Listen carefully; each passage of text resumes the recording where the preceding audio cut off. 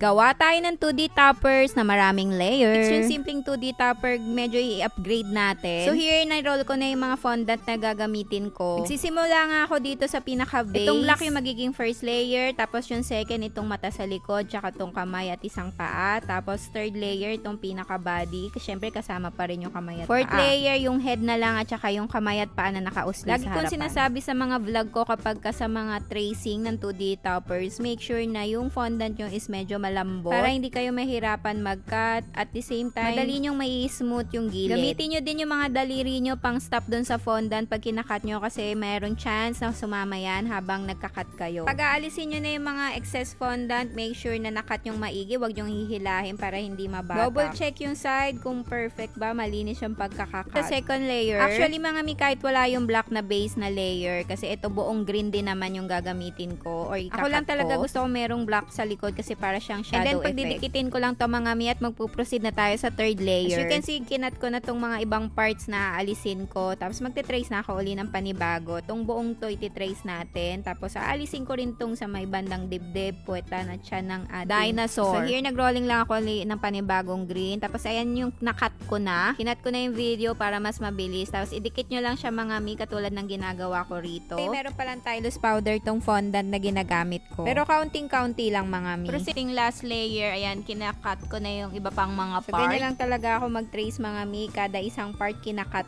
ko. Mabusisi ko talaga gumawa, no? Gusto ko medyo nahihirapan. So malapit-lapit na akong matapos dito mga mi. As you can see, ayan, sa bibig naman, hindi ko na siya tinrace talaga. Bali, nagpatong na lang ako ng red fondant doon sa may part ng bibig. At saka dinikit na tong pinaka-head natin. So ganyan yung itsura niya. Tapos, napansin ko na medyo lubog nga tong sa may bandang leg. Kaya nagad ako ng another brown fondant doon. Tapos ito, biniblend ko lang yung sa may parting hands at legs niya. Para naman sa mga kuko. As you can see, tinatanggal ko yung mga tusok, diba? Papalitan ko kasi siya ng fondant na ibang kulay. So, ganyan lang naman. Same process lang din doon sa mga ngipin niya. And then yung stripe doon sa likod niya, mano-mano lang yan. Kinat ko na lang siya ng patriangle. Tapos, gumamit lang ako ng tool na pangbutas dito, ball tool. Para sa nose at saka doon sa pinaka-eyes niya. Hindi ko ginayang na sa picture, nagad ako ng white fondant sa eyes. And then, nagad ako ng green fondant para sa taluka pa tsaka doon sa butas ng ilong niya. At maliit na black fondant sa eyes. Tapos, ito na yung ngipin niya, mga tinanggal ko lang din yung mga tusok-tusok doon na green sa part ng bibig. So, here, tapos na ako mag-trace pero hindi pa siya finish. Kasi, ayan, ginamitan ko siya ng mga dust para merong effects yung color niya. Sobrang flat lang kasi ng color ng fondant. At para nga magkabuhay, ayan, gumamit ako ng Royal Orchid ng Sugar In. Edible yan mga mi. Pwede nyo yan mabili. Check nyo lang yung Facebook page ni Sugar In Philippines. Let me know kung meron kayong natutunan sa video na to. Thank you for watching and see you soon!